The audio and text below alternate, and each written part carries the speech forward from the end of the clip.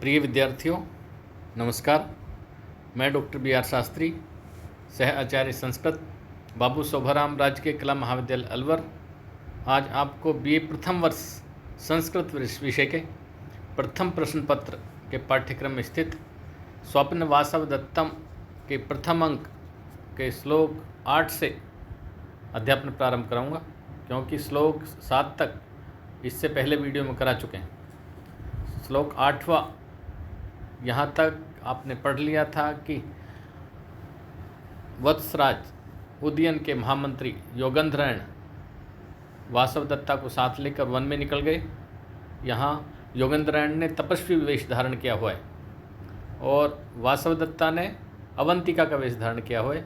वहाँ उनको पद्मावती मिलती, मगध राजपुत्री पद्मावती, और पद्मावती के सैनिकों से जब हटो की आवाज़ आती है वो पूछते हैं क्यों हटाया जा रहा है। पता चलता है कि पद्मावती अपनी माता श्री से मिलने यहाँ आश्रम में आई और मिल कर के चली जाएगी, लेकिन वहाँ उसका कंचुकी कहता है कि हे तपस्वी हो, लेकिन आपको कोई दिक्कत नहीं होगी, आपको महारानी के राजकुमारी के यहाँ आने से आपको कोई परेशानी नहीं होगी।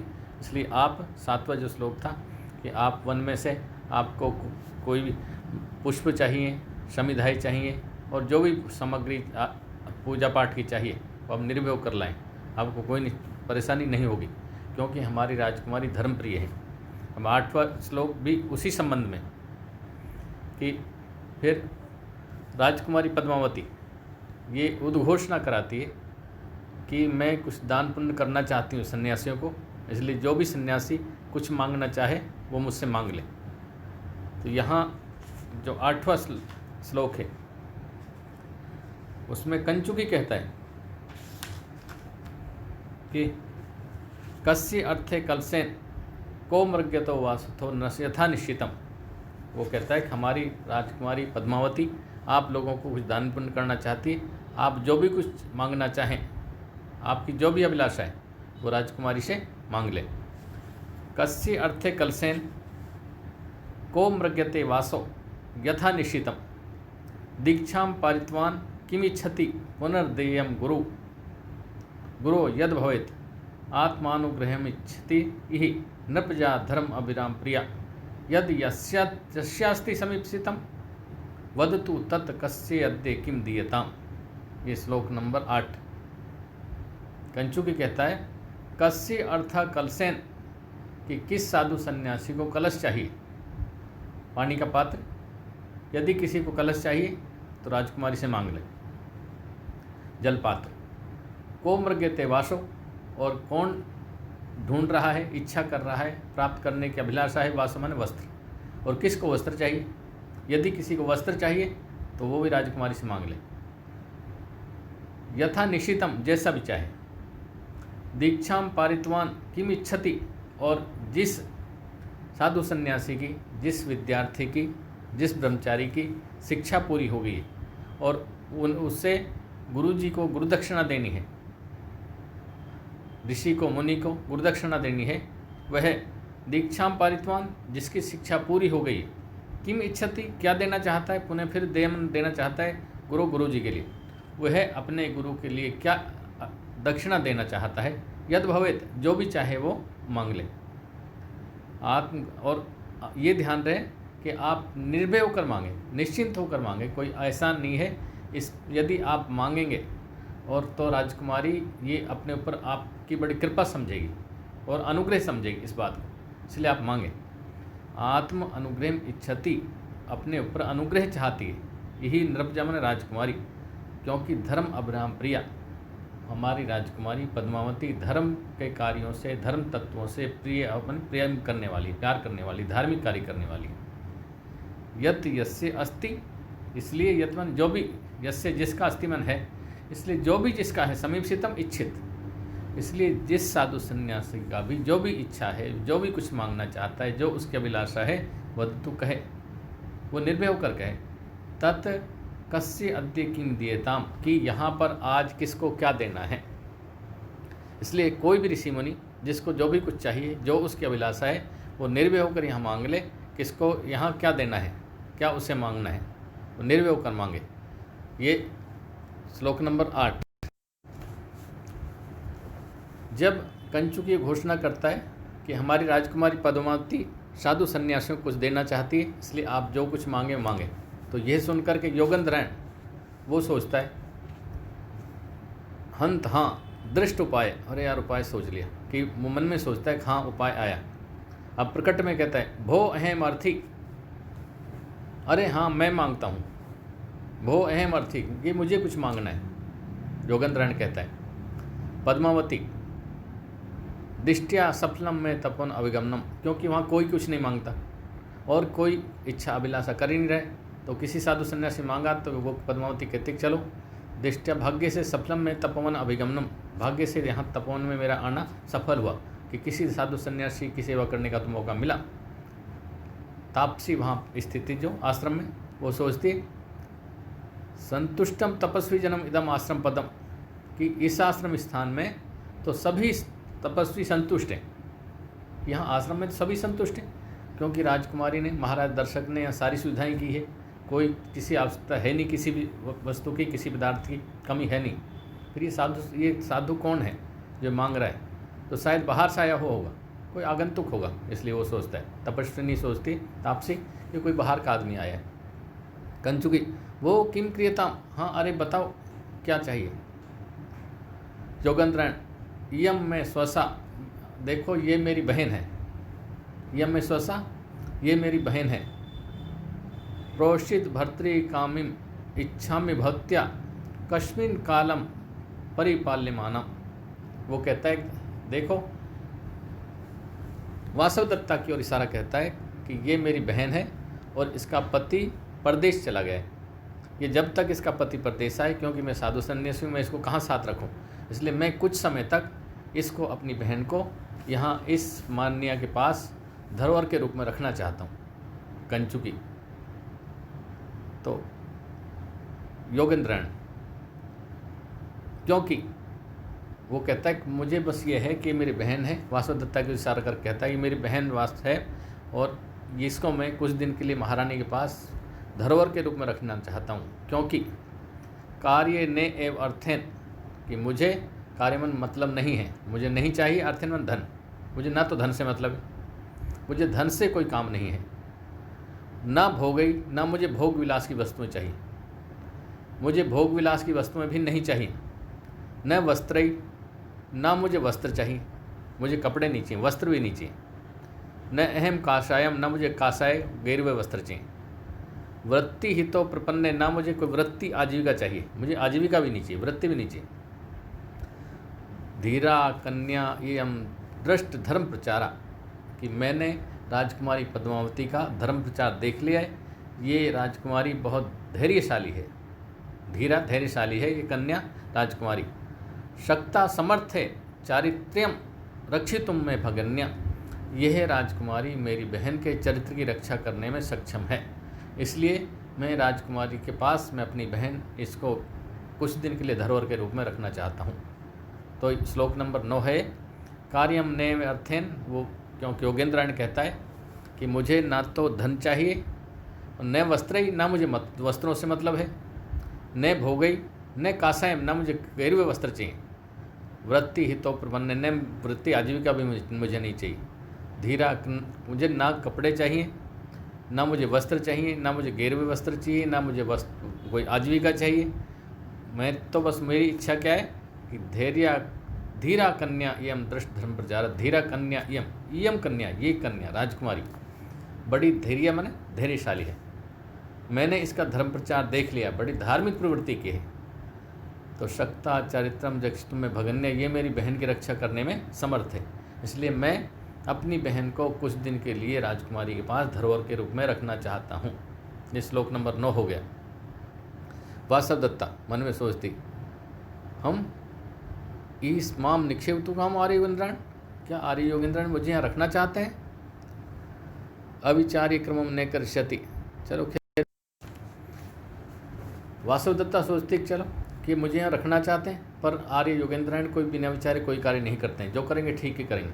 अब कंचुकी जब योगेंद्रैण ने ये कहा कि मैं अपनी बहन को कुछ दिन के लिए पद्मावती के पास रखना चाहता हूँ धरोहर के रूप में, तो कंचुकी कहता है भवती महती खलु यस्य व्यापाश्रेण, हे मान्य, इसकी जो अभिलाषा है, इच्छा है, ये तो बहुत ही मुश्किल है। कथम प्रतिजानी, कैसे स्वीकार करें, कि हम कैसे स्वीकार करें। कुत्ते मन, क्योंकि योगेंद्र कंचुकी कहता है कि इसकी जो इच्छा है, अभिलाषा है, जो इसने मांगा है, तो बहुत कठिन है कि ये अपनी बहन को आपके पास धरोहर के रूप में रखना चाहते, बहुत मुश्किल है। ये श्लोक नंबर 11। श्लोक नंबर 10, सुखम अर्थो भवेत् दातुम सुखम प्राणा सुखम तप सुखम अन्यत भवेत् सर्वम दुखम न्यासस्य रक्षणम। कंचुकी कह रहा है पद्मावती, देखो ये इसकी जो अभिलाषा है, इसने जो मांगा है, बहुत मुश्किल है कि ये एक व्यक्ति को, वो भी स्त्री को, धरोहर के रूप में रखना चाहता है। तो सुखम अर्थो भवेत् दातुम, सुखम मन आसान है, अर्थो भवेत् दातुम धन देना, यदि धन मांगता तो अपन दे देते, वो आसान था। सुखम अर्थो भवेत् दातुम, धन देना आसान है। सुखम प्राणा, और प्राण देना भी आसान है, यदि प्राण मांगते तो वो भी देना आसान था। सुखम तपे, तपस्या का फल देना आसान है। सुखम अन्यत भवेत् सर्वम, और सब कुछ भी आसान, सुखमन आसान, अन्यत भवेत् और सब कोई और कुछ मांगता, और भी यदि कुछ मांगता तो वो भी आसान था। लेकिन दुखम न्यासस्य रक्षणम, पर दुख माने कठिन है, न्यासस्य रक्षणम, किसी के न्यास धरोहर की रक्षण, रक्षा करना, पर ये किसी के धरोहर की रक्षा करना सबसे मुश्किल कार्य है। तो ये ध्यान रहे कि यहाँ लघुत्रात्मक प्रश्न भी यहाँ से आ सकता है। मैंने पहले लिखा दिया आपको कि संसार में सबसे मुश्किल कार्य क्या है, तो आपको एक ही लघुत्रात्मक, बहुत शॉर्ट में लिखना है कि धरोहर की रक्षा करना। संसार में मुश्किल कार्य क्या है, धरोहर की रक्षा करना।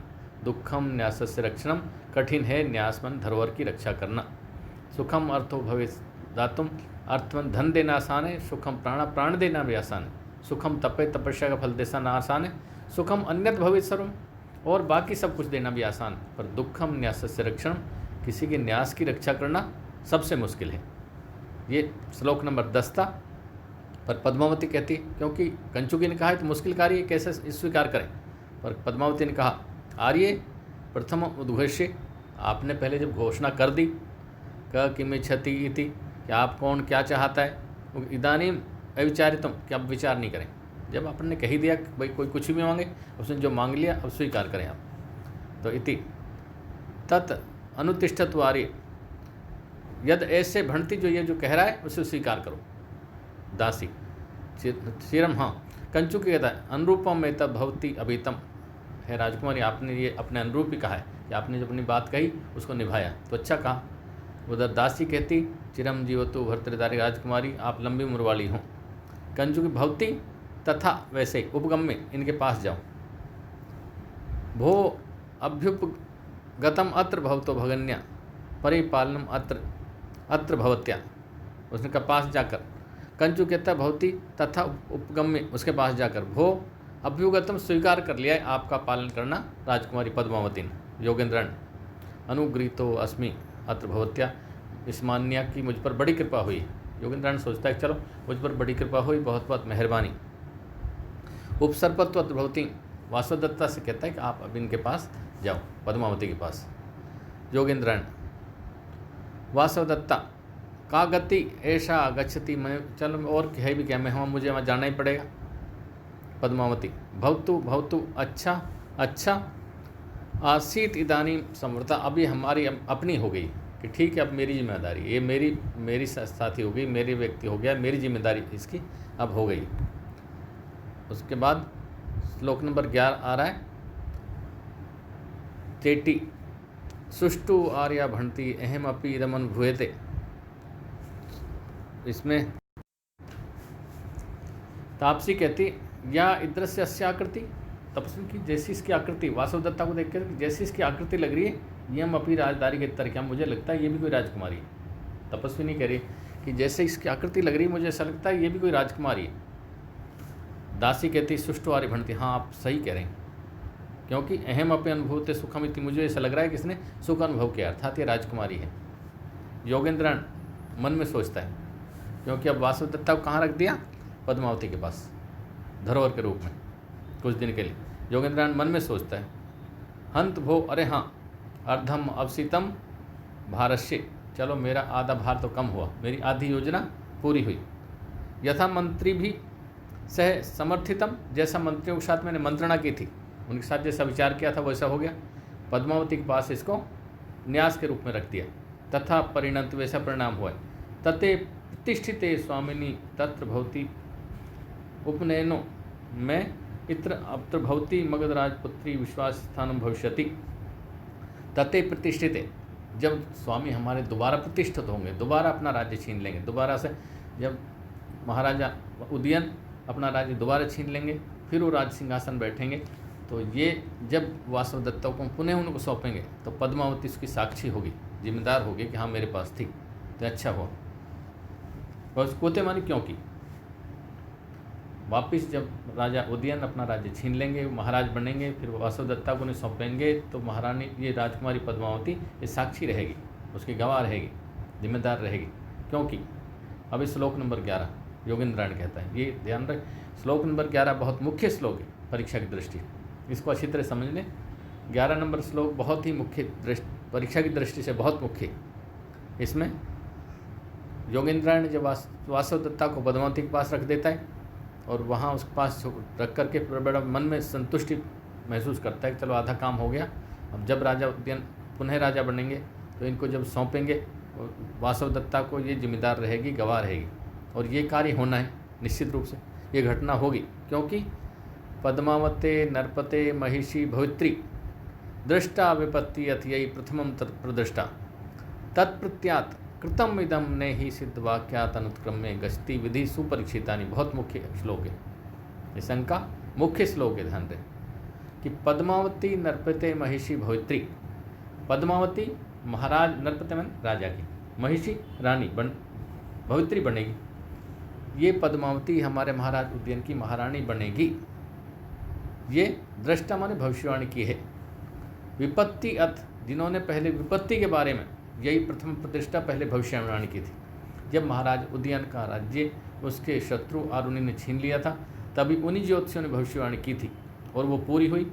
अब भी उन्हीं ज्योतिषियों ने भविष्यवाणी की है कि मगध राजपुत्री, मगध की राजकुमारी पद्मावती महाराज उदयन की महारानी बनेगी, तो ये घटना निश्चित होगी। पद्मावती नरपते महिषी भवित्री, पद्मावती राजा की रानी बनेगी। ये दृष्टा, ये भविष्यवाणी की।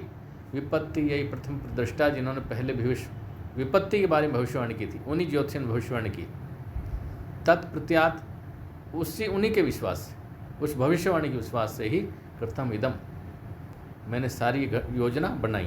कृतम इदम, ये सारी योजना बनाई। क्योंकि न ही सिद्ध वाक्यात अनुत्क्रम में गश्ती विधि सुपरीक्षितानि।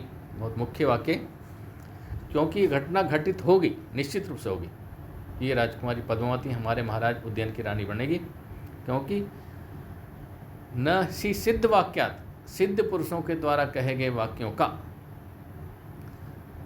सुपरीक्षितानि, जो सोच विचार कर वाक्य कहते हैं, शुद्ध वाक्य, सुपरीक्षितानि शुद्ध वाक्यात, सोच विचार कर कहे गए सिद्ध पुरुषों के वाक्यों का, नहीं अनुत्क्रम में गश्ती विधि, विधि माने भाग्य भी नहीं, मन नहीं, अनुत्क्रम में गश्ती उल्लंघन करके नहीं चलता है।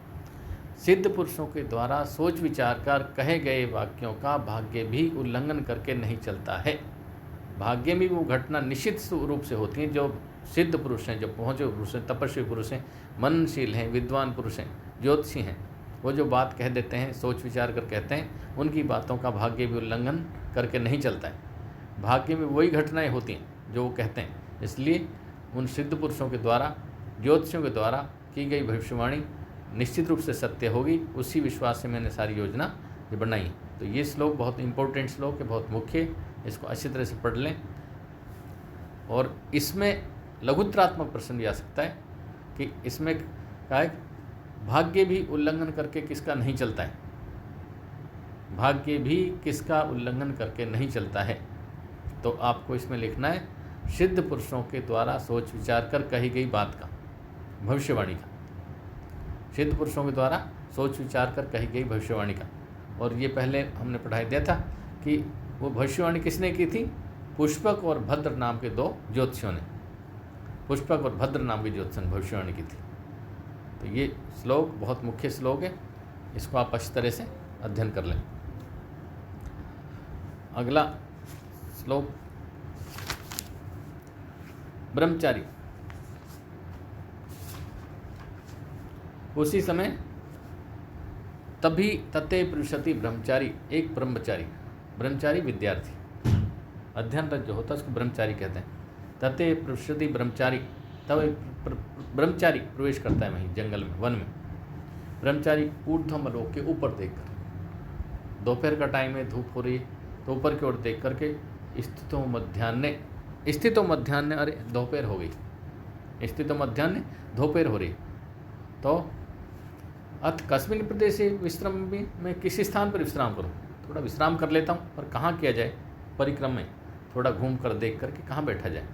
भवतु दृष्टम, अरे हाँ देख लिया। अभी ते तपोवन भविष्यति, यहाँ शायद तपोवन होगा, अभी ते मन दोनों तरफ तपोवन होगा।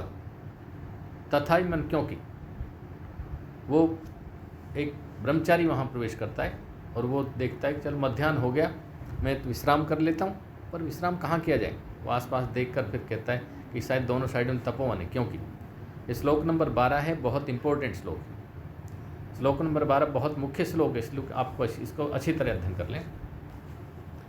ये वहाँ जब योगेंद्रन, पद्मावती, वासवदत्ता भी वहीं वन में, आश्रम में, और वहीं पर एक ब्रह्मचारी उपस्थित होता है उनके पास आश्रम में, उनके तो नज़दीक। ब्रह्मचारी सोचता है कहीं विश्राम कर लेता हूँ, दोपहर है, तो वो शायद कि कहीं आश्रम, वो आसपास देखकर सोचता है कि कोई आश्रम ही आसपास कहीं। तब ये श्लोक नंबर 12 जो बोलता है ब्रह्मचारी कि कहीं शायद आसपास दोनों साइड में आश्रम ही है। क्योंकि विस्त्रब्धम हरणाचरंती ये चकिता देश आगत प्रत्यात, वृक्षा पुष्प फले समृद्ध विटपा सर्वे दया रक्षिता, भूइष्टम कपिलानि गोकुल धनानि क्षेत्रवत्यो दिशो, निसंदिग्धम निदम तपोवनम धूमो ही भव्याश्री। ये श्लोक नंबर 12।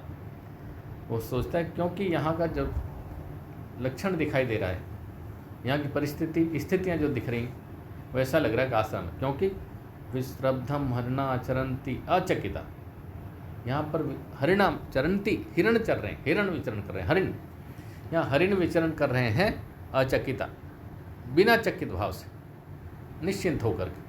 वो कोई चकित नहीं हो रहे, देख करके ऐसे नहीं हो रहे चकित हो भाई अनजान से।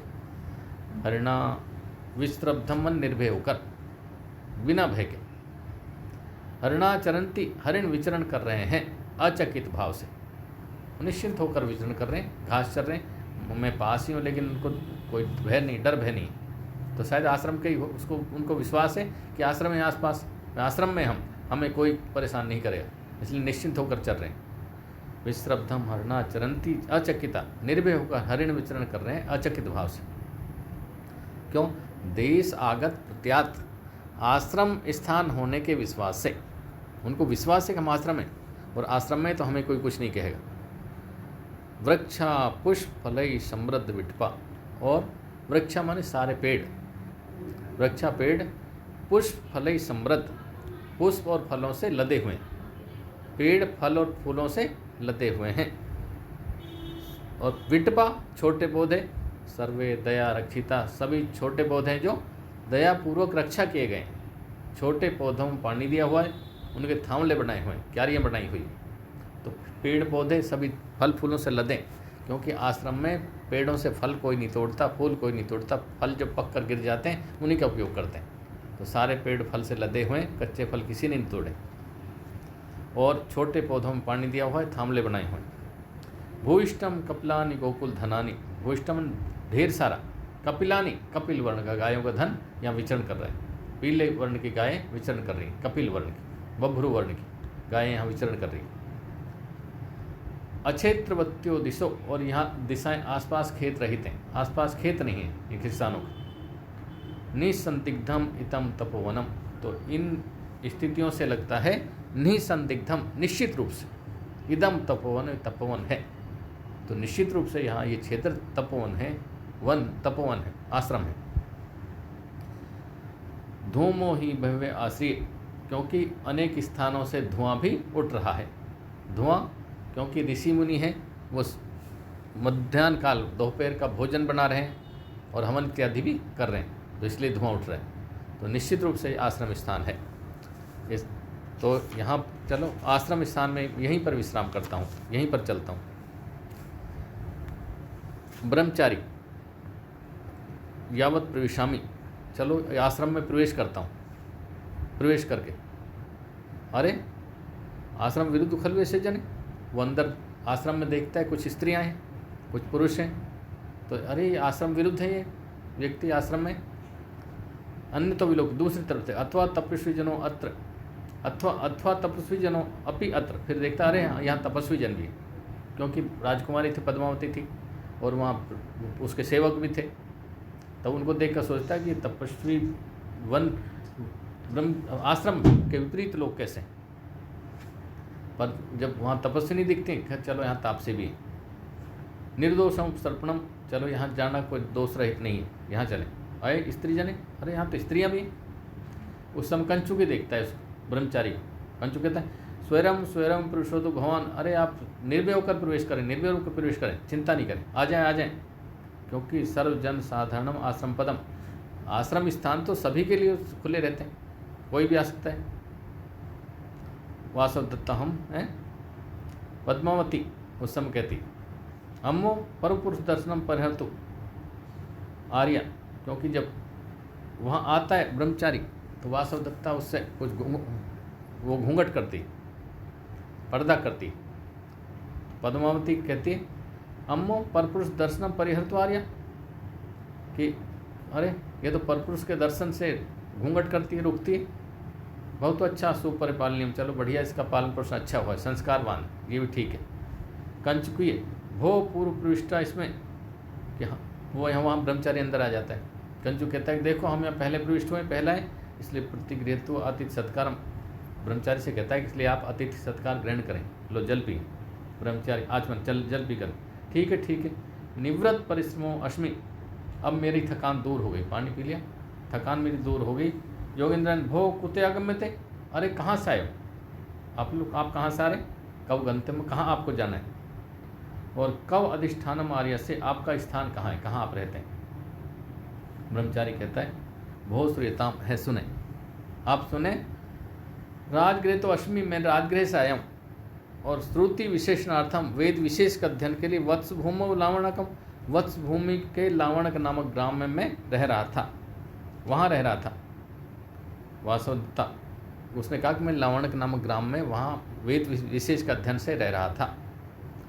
तो वासवदत्ता जब सुनती लावणक नामक ग्राम, तो वहीं से तो आए, हाँ लावणक नाम, ये लावणक संकीर्तने पुनर्नवीकृत में संतापे, इसके लावणक नाम कहने से मेरा दुख नया हो गया, दोबारा से मुझे दुख महसूस हो रहा है। योगेंद्रन अत परिसमाप्ता विद्या, क्या हुआ तुम्हारी विद्या समाप्त हो गई क्या। न खलु, नहीं विद्या समाप्त नहीं। वो कहता है क्या तुम्हारी विद्या समाप्त हो गई, वो कहता है नहीं, न खलु नहीं हुई। योगेंद्रन यदि अनवसित्या विद्या, फिर विद्या यदि समाप्त नहीं होगी, किम आगमन प्रयोजन, फिर किस लिए छोड़ के आए, लावणक से किस लिए आया आप। ब्रह्मचारी कहता है तत्खलु अति दारुणम रसनम समर्थम, वहाँ एक बहुत बुरी घटना हो गई। योगेंद्र क्या हुआ, कथम तत्र उद्यनो नाम राजा, ब्रह्मचारी कहता है वहाँ एक उद्यन नाम का राजा है। योगेंद्र हाँ श्रूयते, सुना है, तत्र भगवान उद्यन, उस उद्यन का नाम, कि हमने उद्यन का नाम सुना है। हाँ तो क्या हुआ उद्यन, उसको क्या हुआ। ब्रह्मचारी बताता है कि तस्य अवंती राजपुत्री वासवदत्ता नाम पत्नी, उसकी अवंती राजा की पुत्री वासवदत्ता नाम की पत्नी थी। दृढ़ अप्रतम, उसे बहुत प्रिय थी।